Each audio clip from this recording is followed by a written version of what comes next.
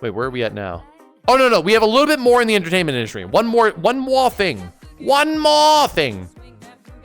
Now, this is frightening. And I don't mean that just based on the image alone. Don't worry, if I scroll down, it won't ban me. Valve has confirmed that credit card companies are pressuring it to delist certain games moving forward. And not only Valve has been pressured, other companies, including, unfortunately, itch.io. If you're unfamiliar with what itch.io is, they're a great platform for demonstrating indie games without having to deal with all the shit that Valve has to do for you. For example, the fact that Valve takes 30% of your profits, right? Itch.io is a great place to find and discover new indie hits before they even come out. An example is Buckshot Roulette.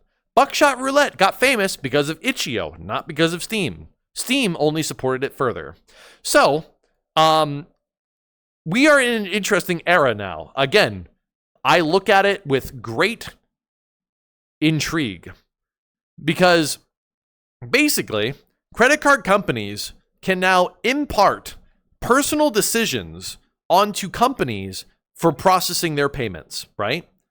And again, not to get super political here, but we arrived at this state of being in the world because we didn't do enough to prevent 5 or so companies from conquering the entire world when it comes to credit cards, right? Visa, MasterCard, American Express, Discover, all those things, right? They own the world, right?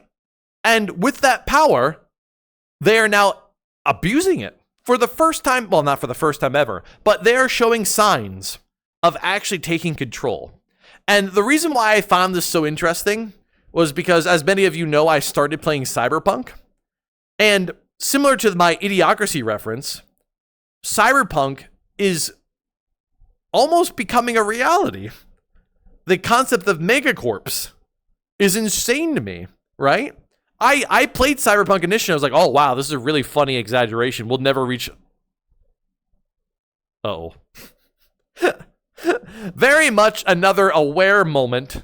But it's fascinating. It's fascinating to see that the things that we create on a creative basis, movies, books, 1984, right?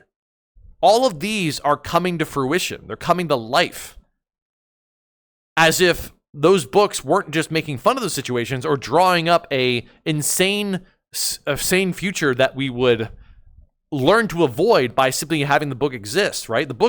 All those books, all those movies, all those forms of media demonstrated just how awful these things are. And yet we do them anyways. So yeah, it's wild. It's insane. It was a big fear in the 80s that Japanese companies would take over the world.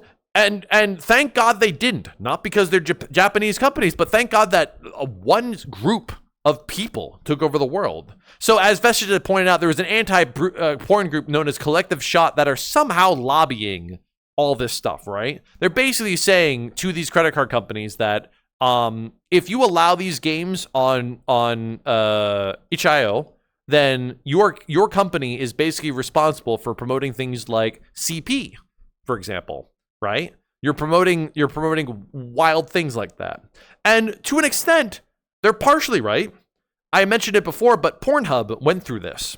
Pornhub had virtually all major credit card processors pulled from them because they discovered that Pornhub was unaware that they were playing host to a lot of that kind of content. That's a slap on the wrist to Pornhub. They didn't do anything to prevent it. See? You see the cyclical cycle here? If a company chooses to do nothing to limit itself, these guys get involved, and then they fuck everything up because they punish the many for the weight of the few. Because unfortunately, for those of you who are wondering what kind of absolute mess comes out of this, games like, for example, this one right here, it's called Consume Me. This game is a pro-LGBT game. It talks about male sexuality, male-on-male sexuality, in deep, without anything particularly lewd. But it promotes it. After all, it's a hot topic. It is a topic that, unfortunately, we still deal with today, right? Like equal rights for people who believe in certain things or have a certain preference, right? They actually de-index this because they thought this was pushing the line of it, right? So you're having this new interesting take where, once again, religious stuff creeps up on people.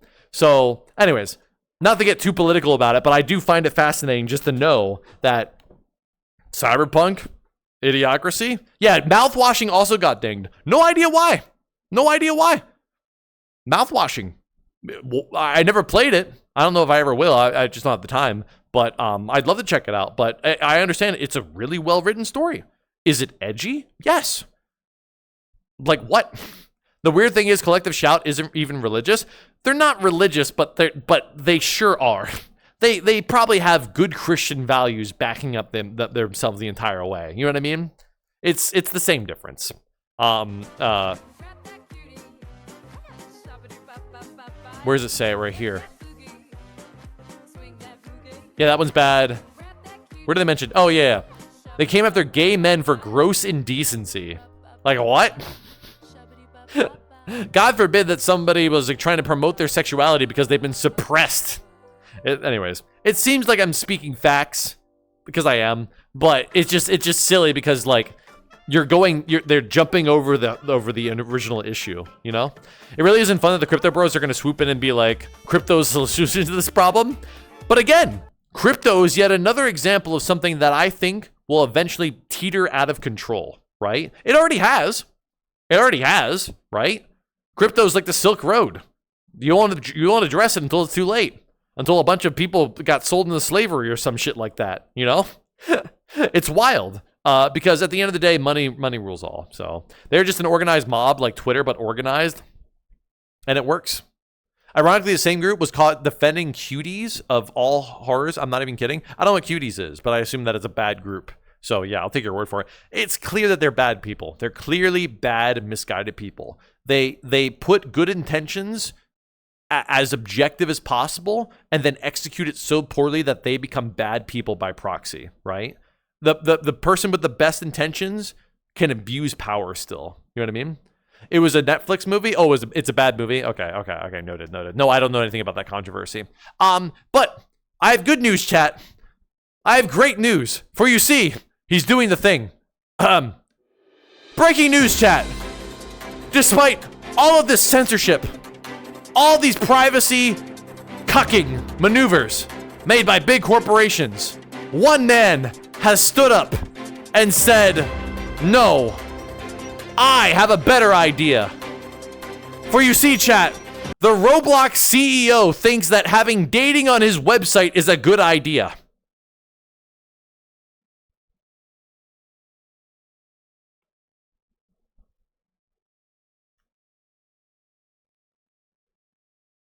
We're fucked. We're fucked as a human race. We're actually fucked. We're so fucked. We're actually fucked. The Roblox CEO, who clearly is unaware that his website is tied to a large majority of children, firmly believes that his website, in conjunction with the power of age verification, could clearly be used to help bring people together. We are in a loneliness epidemic, and Roblox can somehow help. I don't agree about the loneliness epidemic. COVID really fucked with how society portrayed themselves, and AI only made it worse. But still, apparently 40% of the users are under the age of 13. 40%! Nearly half of the users are under 13, much less 18. So, once again, big corporation,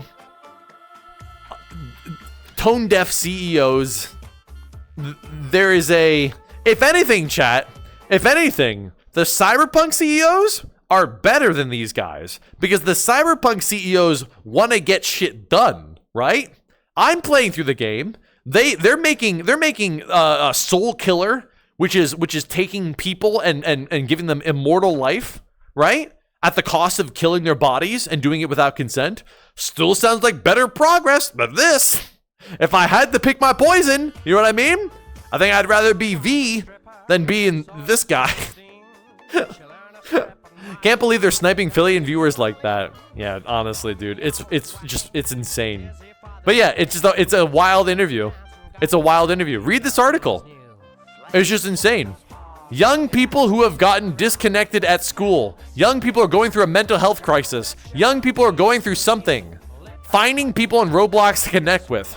It sounds gratuitous for me to say, but parents say my kid is alive because they found people on Roblox. Yes, parents say that because they suck as parents.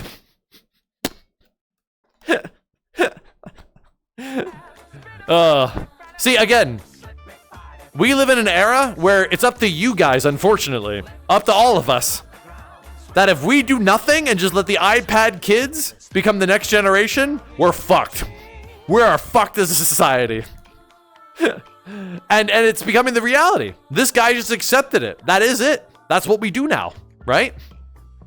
It's a shame.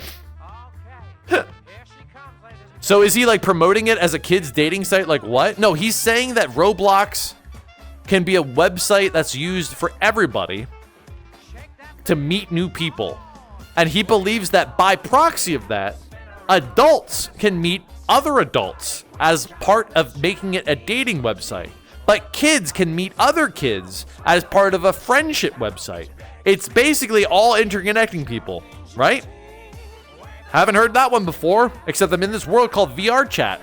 And I've seen a bunch of 12-year-olds call me the N-word.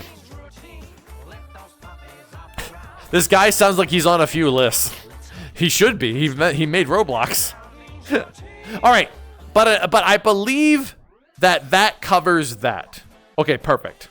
Because now, chat, I like to move on to something a bit more fun. Something a bit more exciting. Video game news. I'm a huge gamer. As you all know, my name is Rexon Games, and we sure like to play video games here on this channel. And boy, do I have the best starting news for you. For you see, Subnautica is fucked.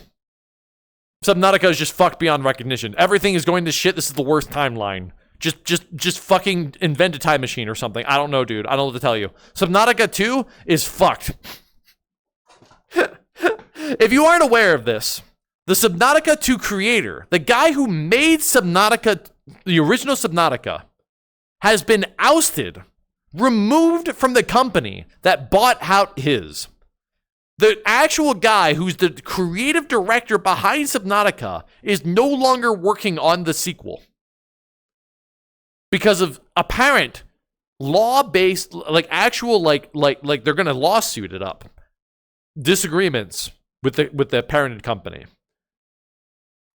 So, as much as I actually would like to play this, not despite you guys, even though I never finished Below Zero and I refuse to play the original Subnautica, I want to play this because it's going to be a huge hit game among stream because it's going to have co-op. And nothing pleases me more than the idea of playing a co-op survival game with a storyline. It is my favorite thing in the whole world, and I would love to do it more, right? But Subnut right now is not sounding good. Why do you hate the original? I don't hate the original. In fact, I love the original. I watched Markiplier play it front to back through the entire thing. I just hated Below Zero because of its bullshit missions. Below Zero said, here's 60 icebergs. Which one is the right one? By the way, won't give you any hints further. Most ridiculous quest. I stopped right there. I rage quit out of it because there was no point. So yeah, Subnautica 2 is fucked. But breaking news. I have good news, which is that, as you can see right here, Abiotic Factor has hit 1.0. This game is the most underrated game of this generation as far as I care. This game is, if Half-Life was a survival game, multiplayer, and had a campaign that was 3 times the length of Half-Life. All for the measly price of $30. I want to play this so badly with friends, but getting their commitment to play it continuously is very difficult. I've asked around 3 or 4 times now, have not gotten a good answer so far. I think a lot of people are afraid of committing for a long time. Don't blame them. I might just run it myself or something. Not quite sure. But this game has a special place in my heart because it hits all of those notes. multiplayer, survival, campaign with an ending. And you know what a campaign with an ending means? It means storyline. It means it will be continuously more and more riveting as you keep going. Things keep evolving, right? It's not Minecraft where you just get to watch the players go through the overworld and then the nether and then the other world, the end world or whatever it's called, right? This, if you've never seen the trailers for this game, is insane. Every other second for this game is fucking different and wild and special. And this game is so underrated. I pray the developers of this game really make it big, either on this or on their next big thing, because they spent so much effort into it. It's so good, dude. Still haven't seen you and Frankie finish carrying the glass. We can't. There's a storyline thing to keep up. See, that's my point, right? There's a storyline thing to keep with streaming. If you start a game, your community will ask you to finish it soon. And if you don't, they don't want to see the game ever again, right? Look at me in TOTK, right? I stopped playing TOTK for like 3 months. When I run it back, nobody really cared anymore. I just finished it because I wanted to, right? It's kind of more of a me thing than for a you guys thing. But it was a fun series, but I wasn't consistent with it. I think people wouldn't get excited for it, understandably so, because I didn't continue it after the fact, you know? That's what I want to accomplish with Abiotic Factor. I want people to be excited every week for the Abiotic Factor stream, where we progress the story. You get weird office-based roleplay where people act like nerds and janitors and CEOs and doctors and shit like that. But it's going to be hard to find a streamer or a set of streamers that are willing to keep up with it. So I'm going to work on it. I'm going to see if I can achieve it. But that's something that I want to do in the near future. You know, once a week, 3 hours a stream. I don't know how long the game would take. I would assume the game would be easier with more players to progress. Maybe a 3-month stream set. That's my guess. But yeah. So just play the OG Halo games on campaign mode. I'm not Zen Treya. I don't just bring people back to my favorite classics. I want to keep playing new and interesting things, especially things that you guys haven't seen before. I know that a lot of you haven't seen or never will see Abiotic Factor, and I don't blame you. It's a huge time sink, and it's only really fun when you have a group of people that are dedicated, right? I want to bring it to stream for that same reason, you know? I'd rather watch that than the 800th group of people playing Peak this week. Unfortunately, I have to announce to you that Peak is having a Twitch Rivals moment, and that Twitch Rivals will be having a Peak tournament with Fillion involved, and I know nothing about it, except that I want to actually have mine. Peak is great, I agree. But I do understand that, like most games, you will get tired of it. Peak is only great if streamers are playing it infrequently.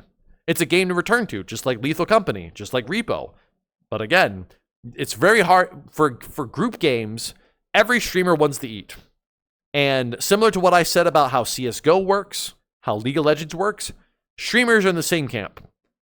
If they are trying to make a living wage off of streaming, they don't want to play Peak 3 months from now.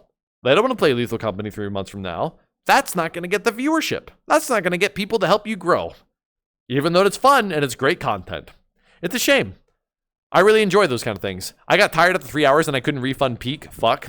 Now that's a Peak story.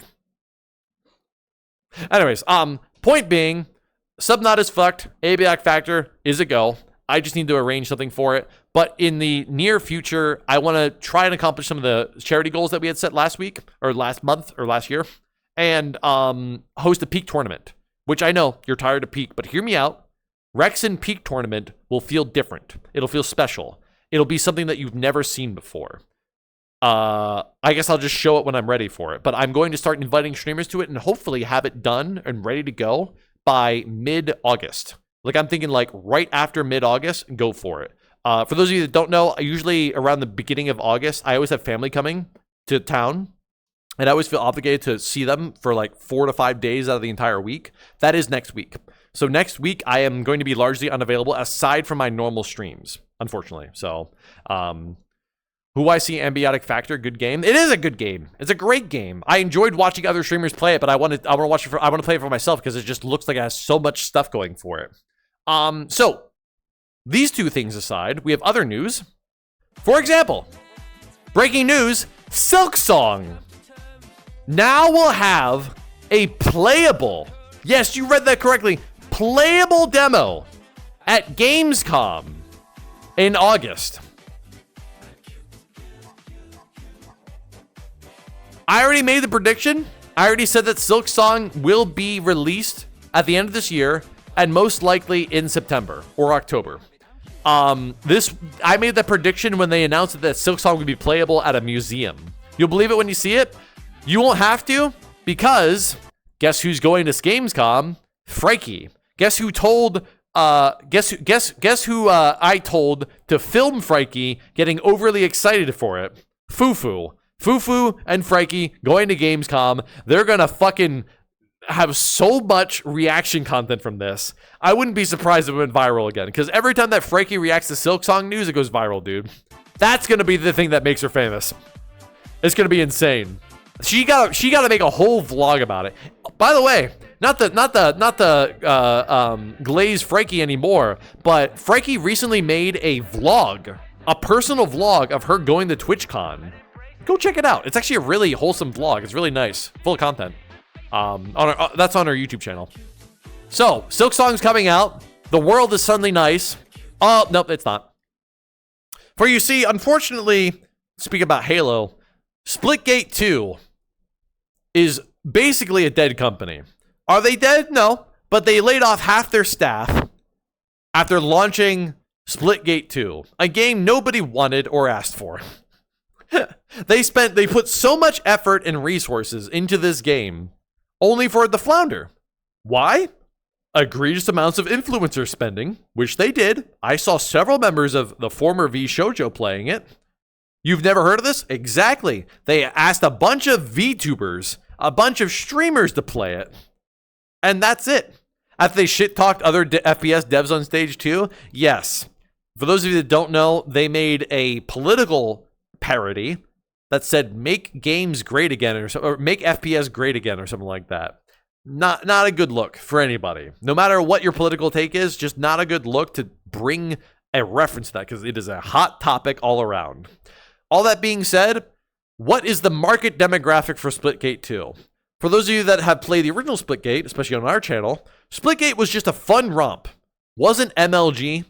No competitive sort of gameplay. It was just kill people, have fun. It was OG Halo. It brought the spirit of Halo to a modern play with different dynamic gameplay in the form of the portals. The portals, which were kind of used, but not really. But it didn't really matter. It was just exactly, Triple H. It was a fun arena shooter. What did Splitgate 2 do differently?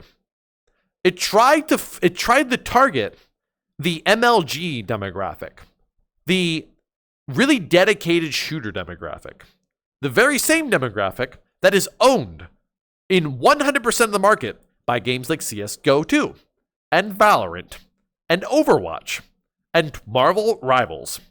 They wanted a slice of that pie. And what did it cost them? In the words of Thanos, everything.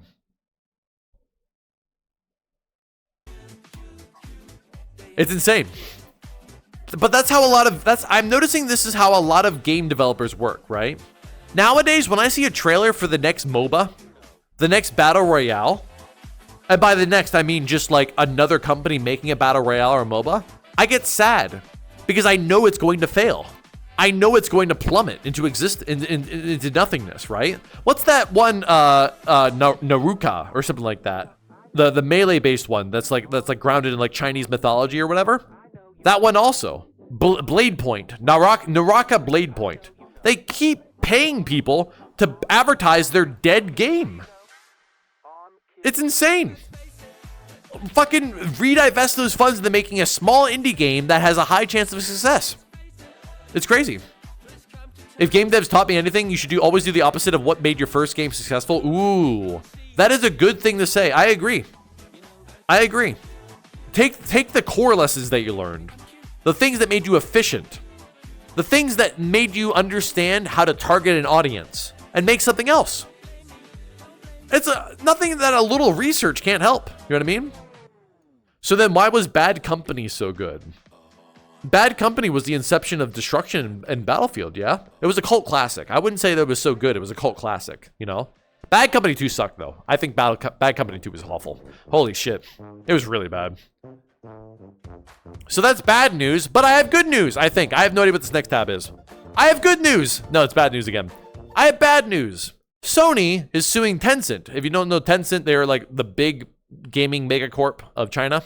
Tencent is responsible for the publishing, I think, of a lot of big Chinese games. They're also responsible for, I think, part of what made Black Myth Wukong so successful. Tencent recently released this game, or a trailer for a game called Light of Molteram. And in case if you're curious, this game was also shown, suing in what country? That's a great question. Light of Molteram was shown during a Sony PlayStation State of Play, meaning it was endorsed by Sony. It was in a different country, but it wasn't American. But Light of Molteram is a game that kind of looks like Horizon, right? But here's the thing. I need you to look at this gameplay and tell me that this is Horizon.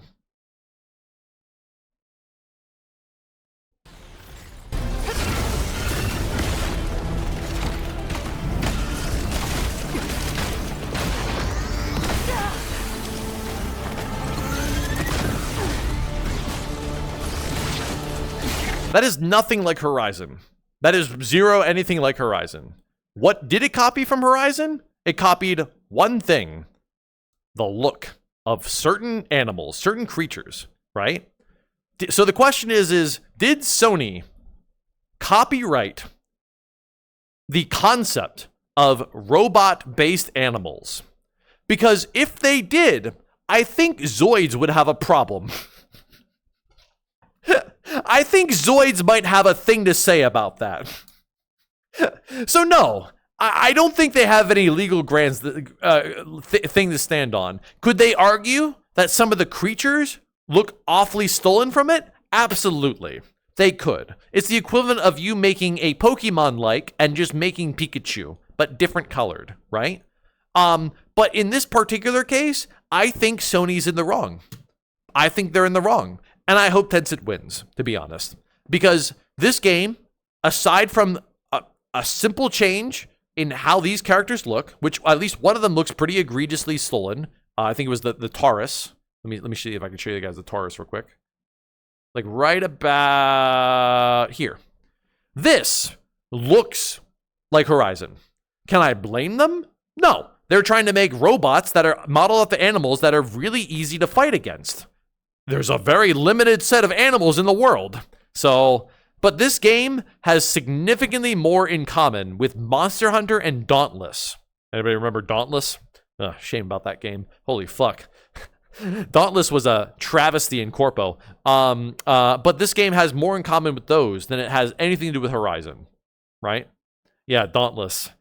Ooh, boy. If you guys don't know anything about Dauntless, Dauntless was bought out by a corporation. And that corporation said, you know what'd be great?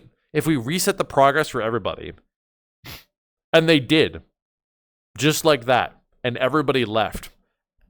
Don't know how this corporation said, I just spent $50 million on buying out this company. You know what'd be a great idea? Pissing off every single person. It's like a V Shoujo poll, dude. It's insane. In either case, Dauntless was funny. I thought it was fun. It was a free-to-play Monster Hunter game, dude. I thought it was fun. It just lacked content, you know? Yeah, it suddenly became not free. Monster Hunter Wilds poor ratings now due to optimization. Monster Hunter Wilds had a chance to fix itself. It chose not to. It's their fault. I can't blame them. If there's one thing you need to recognize nowadays, it's that you can't release unfinished games without calling them early access or being indie, right? If you are a AAA game, people will review bomb the fuck out of you on PC. They just will. Review bombing is the Twitter of Steam. It is people who believe they have power now to completely influence everything else. It's a shame. It's a shame, dude. It's wild. I don't think they deserve it, but at the same time, no company should be releasing games that don't work. You know what I mean? Like, they shouldn't be releasing games for profit. They should be releasing games for the fans.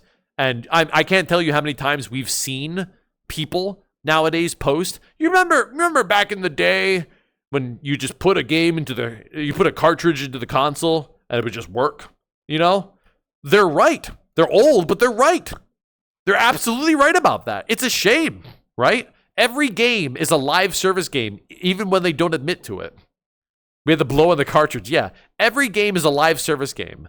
I'm not talking about Destiny. I'm talking about Monster Hunter.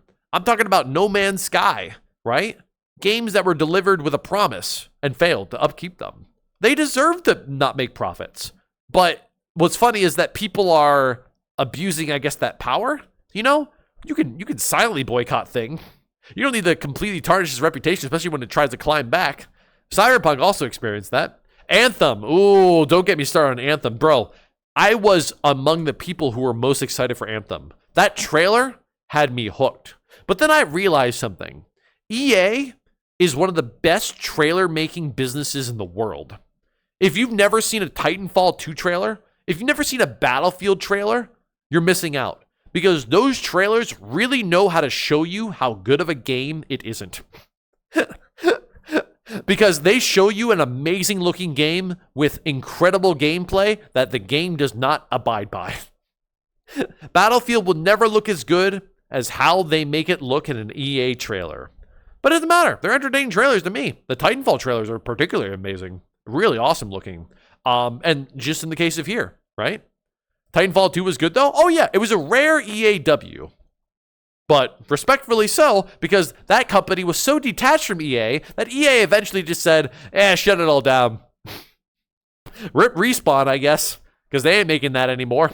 So yeah, I think I'm going to be on Sony's side here. I do fully recognize that the characters look like Horizon. But again, did Sony IP copyright the concept of robo-animals? I don't think so. I don't think so. I'm pretty sure Transformers might have something to say about that, even before Zoids. And even when Zoids came out, nobody had anything to say about that either. Now, I'm going to make Aerial Boy really exciting right here. We have some Helldivers 2 news that I thought was really fun to share. First, see, Helldivers has been doing what they call a shit post in this day and age. Helldivers has been asking the community to continue to name cities in their game. The latest one was named Gun. The next one was named Landfair Wardrobe Gucci Gooch. And somebody suggested it, and they made it. And chat, if you're wondering if this is a real word, it is. It is a real village. And if you want to hear it actually get pronounced, you can. Now today we had a big contrast in temperature across the UK, just 12 degrees over coastal parts of eastern England with cloudy skies, but in the sunshine in northwest Wales at RAF Mona, just up the road from Llanfair Pwllgwyn, Gellgogera Quindrobol, Llantysilio Gogogwch, the temperature got to 21 Celsius, that's 70 in Fahrenheit. Now that guy is a Giga Chad. Oh, this place. Where's the Rexon village? Rexon is a name that's very common in Indian culture. If you ever search for my name on Twitter, you will find a crap ton of Indian people named Rexon. So just an FYI, I didn't leak my ethnicity, but my name is not that uncommon apparently. Who would have guessed? Where's City McCity Face? That's next, baby. See, once again, remember, the internet is not that creative, all right? Somebody will eventually come up with that, but right now they're using real life examples. Silly, stupid things like this. And right now they made this. That sounded like he was summoning a demon? No, it sounded Welsh, which Welsh does sound demonic. Listen to this. At RAF Mona, just up the road from Llanfair Pwllgwyn, Gellgogera Quindrobol, Llantysilio Gogogwch, the temperature... He literally nailed all of the weird... Ugh, right? Welsh is devilish. I agree. There's a boat called Boaty McBoatface. I'm fully aware of the boat. And I'm aware that Elon Musk has also gotten his ship named Shippy McShipface or something like that as well. This guy is the better weather guy. Vestige, I'm so deep in my fucking tabs. I didn't close any of them. I can't scroll all the way. Vestige, I'm sorry. I can't. Okay. Vestige, just for you. Let's see what it is. This better be the funniest shit I've seen since sliced bread. Go on. 100 in Terrell. Right now in Terrell and in Dallas, your heat index is 107. Everyone in McKinney is dead. The temperature, the heat index right now in McKinney is 10,000. What is that? 101,105. It's hot in McKinney. Jesse Hawila, I thought he was on paternity leave. Everybody is dead. It's just so the deadpan delivery really got me. The deadpan delivery was really nice. I approve of this. I approve this message. All right, good times, bro. If you ever did a you laugh you lose for me, which I owe apparently, and you showed me that clip, that's a win. That's a W. It takes a lot to make me laugh. That's one of them. That's why Booby VT spoke in Welsh and coined it hellish. There you go. See? Not a coincidence. Are you covering the wedding announcement? Chat. Me and Murder Crumpet have spent a lot of time together, and I've finally decided to seal the deal. Dehydration detected. And instead of letting you know that I will be skipping this moisturization, I will instead be getting Crumpet moist moving forward. Do you need me to get you out here? All right. Do you need me to pull you aside and teach you how to ERP? All right. I will find a nice, quiet place where I teach you how to do. Anyways, they're pregnant. Add it to the roster of kids that I have. It's fine. Whatever. Moving on from this, we have a couple other interesting pieces of gaming news, a little more personalized to me, but something that I think is exciting for the channel. Let's see here. So number one, first of all, Mage Arena is a game that's been popping off as of late among a lot of streamers, and I'd really like to get a gang together for it. I hope you guys would be interested in seeing that. My only concern with the game, very large maps, only 8 players. Was hoping that it'd be more, although I understand that the 8 players is just a suggestion, and you can actually have more than 8 players in it. That's what I'd like to have. If you guys don't know what Mage Arena is, if you remember the game that we played, oh, nobody's gonna remember. It was on the alt channel, but this is a game where you read the spells out loud, right? It's kind of a joke based on that old meme of the guy going, lightning bolt, but this time you're actually doing it. You were playing as a mage, and you open up a book, and you have to say the name of the spell in the book. And it's really funny. Play the trailer? I'm glad you said that, because another thing that I wanted to mention is that Steam has finally updated their trailer technology, ladies and gentlemen. It is now no longer dog shit. It turns out the developers at Valve can make one good decision every 10 years. It has been debated which magical entity reigns supreme. Courageous and wise, the sorcerer wields their magics with grace and precision. Mischievous and conniving, the warlock wields its magics with terrible strength and brute force. Now, the time has come to put this debate to rest. You must pick a side and wield your voice to decide the fate of magic forever.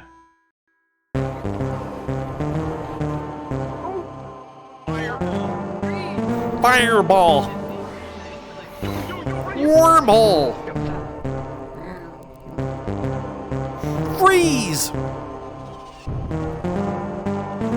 It's got a goofy aesthetic. Very much a Lethal kind of style, art style. I've seen a lot of streamers play it. It seems like a good time. And how's the game with accents? It's so funny that you say that unless you're trying to get me to actually mention this. Apparently this game has accent options for you to specify that you have an accent. Apparently it currently supports British and Indian. And if you check those boxes, it'll be able to translate your spell better based on those things. Would it be mean?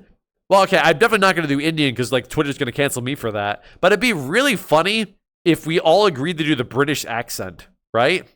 I think it'd be really fun to do a stream like that. Like I want to curse it up a little bit, you know?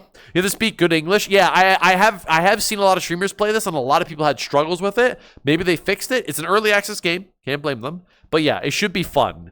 I would like to get a group together for this just for like a one-off stream at some point. But I would need to do a little more research for it. But that aside, another interesting stream title that came to my passing, One Man's Trash. It is a game based on a real-life story. If you haven't heard this story before, a guy has a crypto wallet that made its way to a trash pile, a dumpster pile, what do they call it? A graveyard, not a graveyard, a trash yard. And he can't find it. and has $1 billion worth of crypto coins in it. And he's been begging, a landfill, thank you. He's been begging to try and scavenge it, right? Somebody made a game based on his story, and they made it in the style of a game about digging a hole. Perfect fit, right? I got a key for this game. I reached out to the developer gave me a key. Actually, fun story about that. This is really funny, actually. Not the developer, but a marketer on behalf of the developer reached out to me and asked me if I would like a key. I said yes. And then I also let them know something very fascinating. In their email contained a series of links, all linking out to PR materials, right? A link to the Steam page, assets that no streamer has ever used before, right? All the links were linking on HTTP, aka a non-secure protocol. Pretty sketchy to most people, isn't it? Right? And so, being the good person I am, or at least attempted to be, I said, hey, I'll take a key. And then when they gave me the key back, I said, hey, you should probably update your links. I think it'd be great for you to make sure that your game is as successful as possible by making sure your links are secure and socketed. Let me know if you need any help. I actually offered help to get them secured for them. And you know what they said back? Nothing. Literally nothing. They took my key, or they gave me a key, and they fucked off. Do you know why? Because they were paid to do one job and one job exclusively. Get me that key. Hands wiped clean, ladies and gentlemen. Marketing, dude. Marketing people are fucking unbearable. I should know. I work with them. Rex is a slave for internet security? Hey, listen. If you understood what HTTPS protocols were, you'd recognize how absolutely useless it was. All right? It is a fake guarantee. It is something that a bunch of people online, way back when the internet first started, said, hey, you know it'd be really funny if we just started charging people to put a little lock icon next to their website. They can still get hacked completely, but it'd be really cool if it was right there. That's what that is, chat. So I don't blame anybody for this. I said a security concern at IT once, they locked my account. Again, the era that we live in.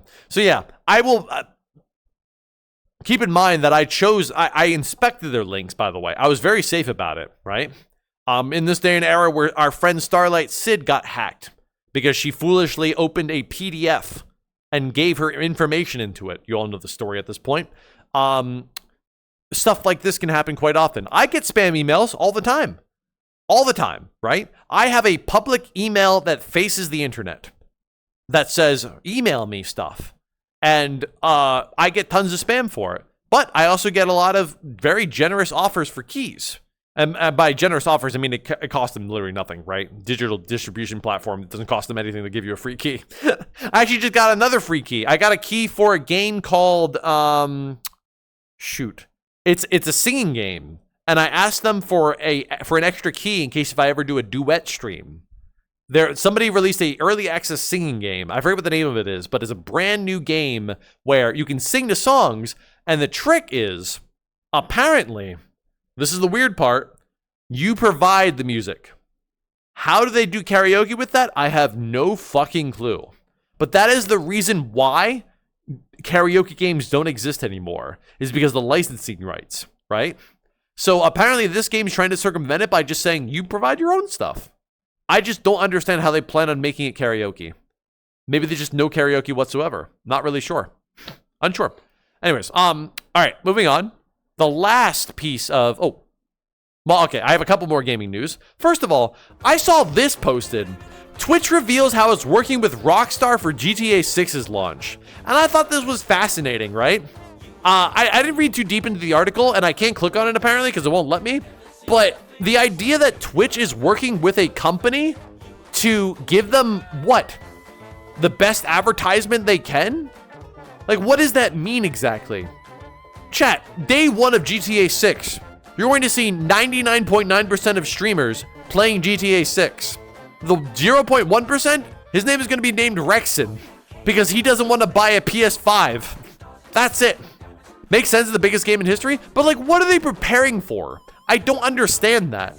You're getting drained thinking about it, and you should. It's going to be the most boring day on Twitch you'll ever see in your entire lifetime. You know what I mean?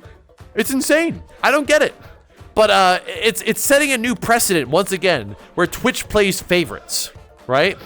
Just like they did with E and view botting, they're now playing favorites to a whole game. You can't blame them. I just think it's fascinating, you know? Definitely a launch stream hosted by Twitch exclusively. Interesting. Is that why they keep raising video card capture prices? This is so big that it is cucking so many things. Video games won't release. Technology is planning the releases around this. Graphics cards won't come out until this game comes out on PC. It's insane. And I don't know why. I don't know why, dude. Nobody was was this excited about Cyberpunk, and that game claimed all the things that GTA is claiming. Do you really think GTA is going to look as good as the trailers? When I looked at the trailer, I questioned so much of it, dude. Motherfuckers taking days off of work. That is true. Yeah. A lot of people actually took days off of work for the original launch day until it got pushed back, which is really funny as a product of it. All right, what else we got? So this breaking news, this just happened. Literally right before the stream. Battlefield 6 trailer. Remember, I said that Respawn makes good trailers. This trailer should make you think that this is a good game based on my impression.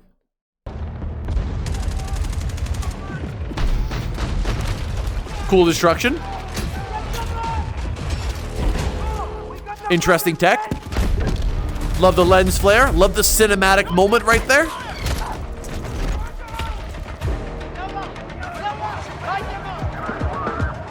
Oh, he's gonna blow that whole building up. He did.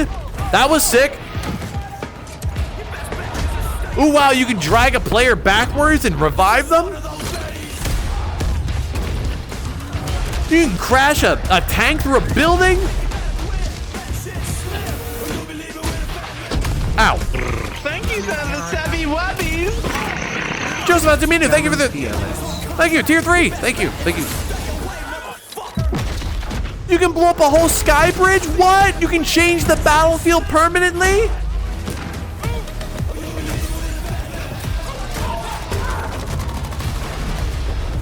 Oh my god, there's like 10 people in that building and they're going room to room and clearing them out? No way, a sledgehammer? And you can break open the walls and stuff?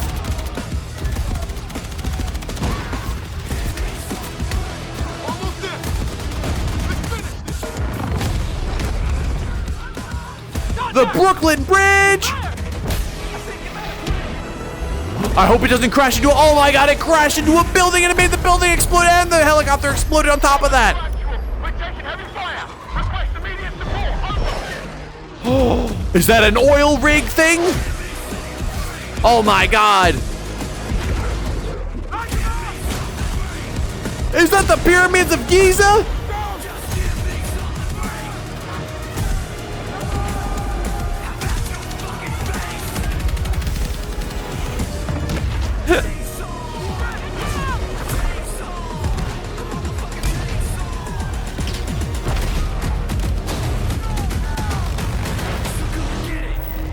All right, now let me tell you how the game's actually going to play.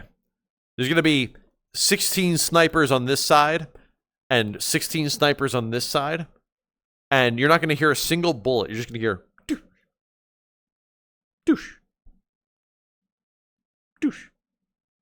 And there's going to be the one dude in the tank driving around the middle of the map trying to find somebody to kill.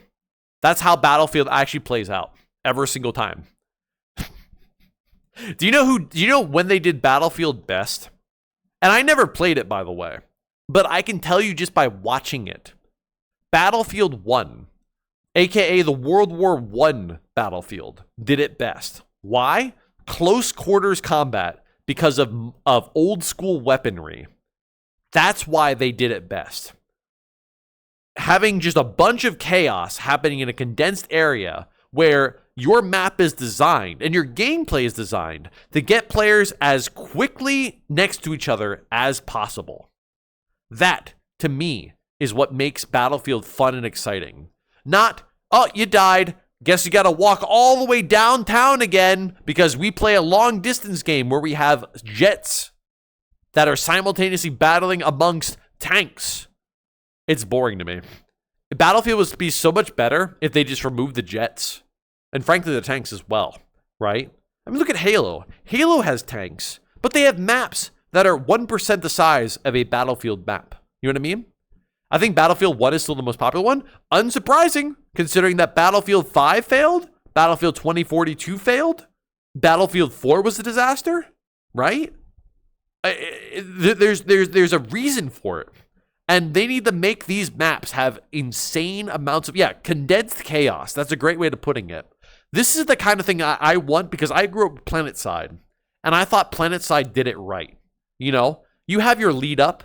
You can have tanks and jets and stuff like that. But at some point, you mold the players into a new area in the map. One where they have to fight close quarters. And it feels fun as a product of that, you know? Battlefield, that trailer is showing you a bunch of players in the same space in a map that has 1 million of those spaces.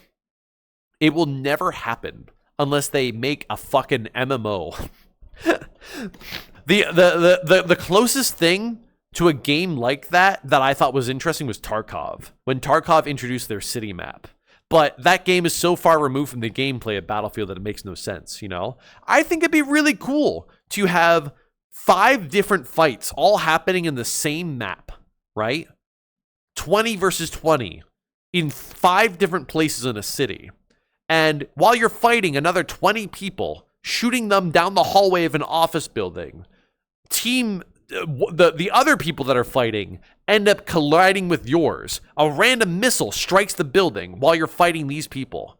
How cool would that be? You know what I mean? Battlefield Hardline was all right. All the Battlefield games were all right. Battlefield Hardline tried to stress the whole destruction thing with really specific moments, right? The thing about Battlefield as a franchise is that they don't do what Finals did. The Finals incorporates the destruction into the gameplay. They force you to use destruction to succeed. In Battlefield, the destruction is just an aesthetic thing. You know what I mean? It doesn't really change much, in my opinion. Because at the end of the day, Battlefield doesn't give you the tools that you need to blow up everything ever. The Finals did. Every single class in the Finals was able to blow up a building because they wanted you to use that as part of the gameplay. In Battlefield, if you don't have a tank, well, I guess you're not having fun doing that, I guess. And if you do have a tank and you're under the age of 13, which is probably going to be half of their gameplays, you're going to just destroy buildings because you can. And you're going to grow up to be a terrorist, I guess. But again, like I said, that trailer made the game look great, didn't it? I would love to fight in the pyramids of Giza. I would love to fight under the Brooklyn Bridge. I would love to be in a situation where I'm fighting along a street and then a helicopter crashes into a building and then lands on the floor and the building crumbles next to me. That's not going to happen ever in your gameplay. There's a reason why you don't see a lot of epic Battlefield moment compilations that don't involve people just breaking the game in a silly way. Like, for example, riding the jet up, turning around, jumping out of it, and shooting a rocket before getting back into it, right? You just don't see enough of those clips. You don't see those moments because those Battlefield moments that they show in the trailer only happen in the trailers. You know what I mean? It's silly. 1942 is my jam. Is that a Battlefield game? Battlefield 1942? I actually don't think I ever played that. Must have been super old. Pardon my intrusion, but have you all remembered to pay your taxes this year? Mods, ban the IRS. I was going to say the Cesar for some reason. I don't know why. No, don't scatter. You have to ban them. You have to ban them. Don't scatter. Oh, God. Thanks, IRS. God dang it, dude. I've seen you before, by the way. I've seen you as a chatter in Phillian's chat. All right, anyways. Moving on from that, we have one more exciting game announcement, but only in the context of this stream. Very exciting game announcement. Worthy even of breaking news. It's not if you don't even know what I'm talking about. So many people who are new here or haven't been here for a while will not even know what the fuck I'm talking about. Chat, breaking news. For you see, the developer of One Bite Night has released their next big game, and it is called Gordy. My Grandfather Games, the developer of Bite Night and many other comedy games to follow it, has released Gordy, a brand new comedy horror game. If you're not familiar with me and what I enjoy about games, my favorite genre, actually my favorite genre in any medium, is horror comedy. It is so hard to nail, and My Grandfather Games has nailed it. Was Bite Night the cat one? Was there a cat in Bite Night? Bite Night was the one where the vampire kung fu's a werewolf at the end of it. That was Bite Night. Do you remember Bite Night now? Can you zoom in a bit? I really can't. I can play the trailer, but that's about it. But the trailer won't really show you anything. Yeah. I will be playing this on stream as part of like some sort of like 3 scary games night. I just need to come up with 2 other games to follow through with it. The gas station game? Let me look at his discography real quick. He made Gordy, Hell of a Birthday, The Invasion of the Halloween Fiends, and Bite Night. If you remember, Bite Night was the one with the vamp. Invasion of the Halloween Fans was the trick or treat game that had a really fucking hilarious ending to it. It was so funny. I still crack up thinking about it. Hell of a Birthday, which was probably my least favorite out of all of them. And then finally Gordy, which we'll have to discover for ourselves. I love supporting this developer. This developer clearly is riding with what support he has, and all the power to him. You know what I mean? He releases these games for like $4 ever, and they're all bangers in my opinion. They all really evoke his style of comedy, you know? So I can't wait to play it. But yeah, look forward to that. I'm super excited that I found out on Steam that I can subscribe to a publisher rather than just a game. So if I really like a publisher's games, I can now follow to see when the next games are announced. Didn't know you could do that. Frankly, never had a reason to, because publishers are always AAAs nowadays. You know what I mean? There's never an indie dev where I'm like, oh yeah, I gotta follow that guy. Except for maybe like the dev of Inscription as well, which who knows what he's up to making nowadays. Oh wait, he's making Circus 2. Pony Circus 2. Pony Island 2, sorry. Pony Island 2 Panda Circus or something like that is called, I think. So yeah, looking forward to that. Not sub the Theseus Games. You might be right about that. What about Normal Fishing? The thing about Normal Fishing is I'm not sure if the game, if there will be any announcement. I'm Normal Fishing is on my my white list or my wish list. So even if they released it, it wouldn't notify me as subscribed to the publisher is what I'm saying. And remember, Normal Fishing is their first game. I gotta play their first game before I know to subscribe to the publisher. Just saying, you know what I mean? You're phasing through the chair. I know if I'm leaning back, I phase through it. I got too comfortable. I'm sorry, whatever. Anyways, I'll take the -1. All right, ladies and gentlemen, we have one last piece of category to go through breaking news on. And that, my friends, is movies. I have a few other things that I can talk about later, but these ones were interesting to me. Where is it? Where are we at tabs? Holy fuck, I can't even see which tabs we're on. A lot of movie announcements have happened recently. Chief of which was the newest Avatar movie. Now, I recognize the hate for Avatar. However, when I was a kid and I saw Avatar in 3D in the movie theaters, it was the coolest experience of my life. And I stand by those words. Avatar in 3D was the coolest thing ever. So cool. And I highly recommend you see it in 3D if you get a chance ever. It was so good, I wanted to see it 3 more times, and I did. Avatar has fallen off, as you can imagine. It thinks that it's Marvel, but it fails to keep up with the same level as Marvel. But the thing that keeps me pulling back to Avatar is the amount of money being poured into it. James Cameron sources this money and continues to try to evolve technology to represent new boundaries for what it means to make a 3D movie, right? The problem is that I think they may have peaked in the original Avatar, because I'm not sure what the last one did, and I'm not sure what this one does either. But let's take a look and see for ourselves.